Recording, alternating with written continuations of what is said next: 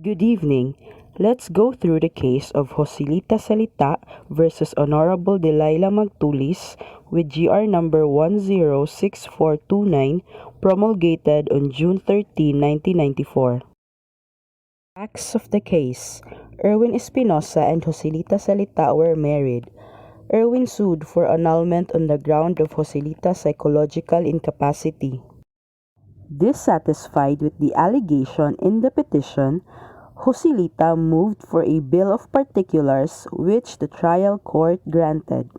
Subsequently, in his bill of particulars, Edwin specified that at the time of their marriage, Joselita was psychologically incapacitated to comply with the essential marital obligations of their marriage, and that she was unable to understand and accept the demands made by his profession. Joselita insists that the allegations in the Bill of Particulars constitute a legal conclusion, not an averment of ultimate facts, and fail to point out the specific essential marital obligations she allegedly was not able to perform. This case presents an issue of whether or not the allegations in the petition for annulment of marriage and the subsequent Bill of Particulars filed in the amplification of the petition is sufficient.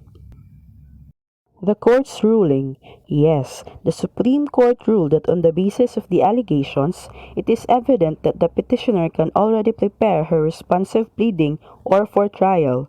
Private respondent has already alleged that the petitioner was unable to understand and accept the demands made by his profession.